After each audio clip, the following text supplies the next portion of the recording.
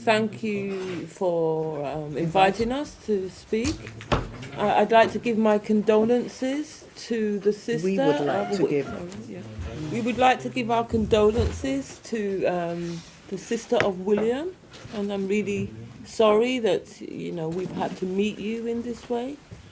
And it was nice to meet you earlier on so that we could talk, and we will support you as much as you can. We want you to know that you are not alone. And families together are very, very powerful. We are the most powerful than anybody. And collectively, we can make a difference. Make sure, ma'am, you keep your voice up so everyone can hear you. Yeah. Are you okay with that? Yeah. Thank you. Okay, so my name is Marcia Rigg, and I'm the sister of Sean, and this is my dear friend and mom, Aji, who is the mother of Shani Lewis, and we're going to tell you a bit of our experiences and some changes that we've made in the UK. One of the things I was surprised to hear that there was only 4. It's too low. No, slowly because it's translated. Oh, sorry. Yeah. There was only 4 deaths or restraint in Hamburg or in Germany. Was it in Hamburg or in Germany? Hamburg. In Hamburg. Since 2011. And I thought that was remarkable because in the United Kingdom, since 1990, there have been 1,724 deaths in police custody. Sister, she just wanted to make a small correction that it was 4 in the psychiatric ward. Okay. Okay, so I don't know generally in hospitals or generally in the city or generally in Germany. Yeah, in the psychiatric ward. This particular statistic was from Yeah.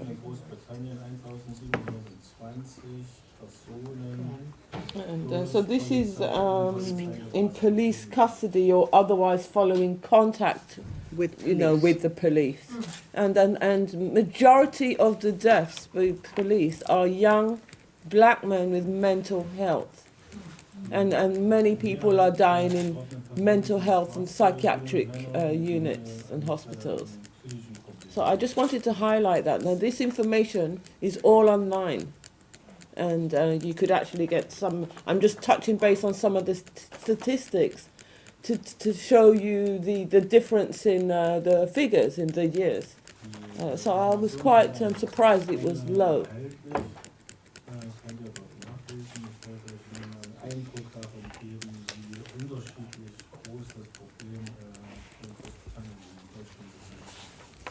Okay, so we are families that have been personally experienced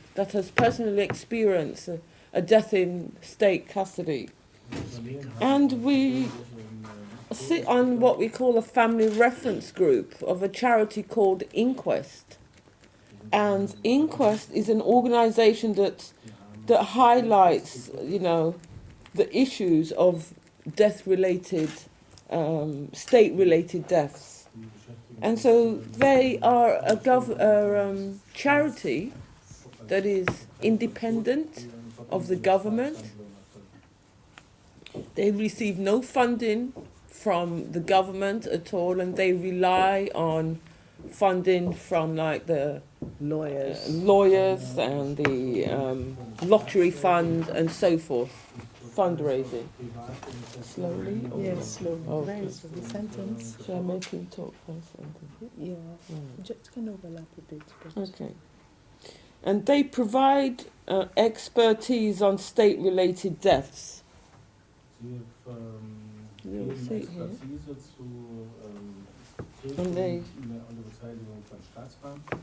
And they advise policy and evidence based on the research work. So they collectively put together the research on the cases.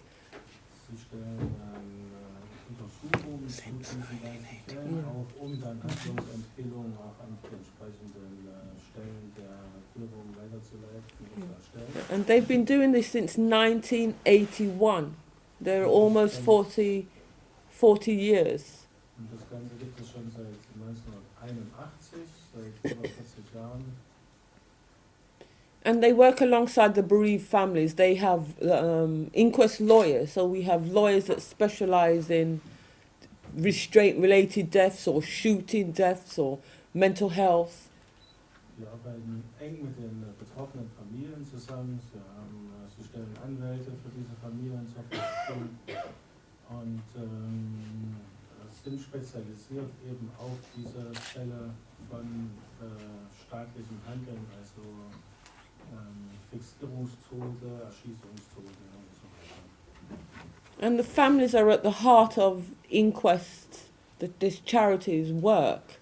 And Aji and I both sit on what we call the family reference group, because collectively families can share their experiences. We become experts.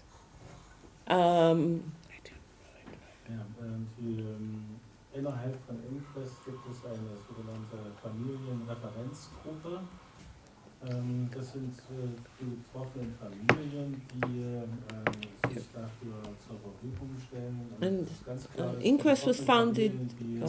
Eigentlich Experten in diesen jeweiligen Themenfeldern sind. Okay.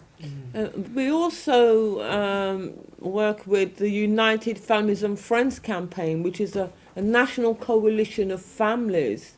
Wir arbeiten zusammen mit der United Family and Friends Kampagne.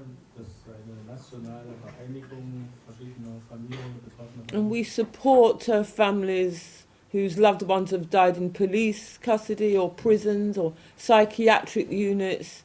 And, you know, it was established in 1997 by a group of families whose loved ones had died, black families. There was the death of Joy Gardner, the death of Cynthia Jarrett, the death of Brian Douglas. Die Kampagne ist gegründet 1997 von schwarzen Familien. Sie hat ja genannt Joy Gardner. Brian Douglas,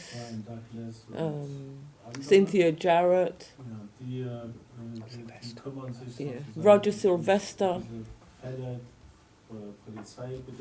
They're very high-profile cases, and they collectively brought to support one another. And it is now, you know, has different ethnic people that have joined with us. That's why we call the United Families and Friends, because they kill their own too. But we, as black people, experience the disproportionality and the use of excessive force, extra excessive force on us, and because of the color of our skin. Über die Jahre sind auch andere Familien hinzugekommen, nicht nur Schwarze. Es ist ja so, dass nicht nur schwarze Menschen, sondern weiße Menschen auch die eigenen Gruppenmitglieder, wenn es darum geht, umbringen. Und so ist die Kampagne mittlerweile sehr breit aufgestellt und eine solidarische Kampagne, wo sich die Familien untereinander gegenseitig unterstützen.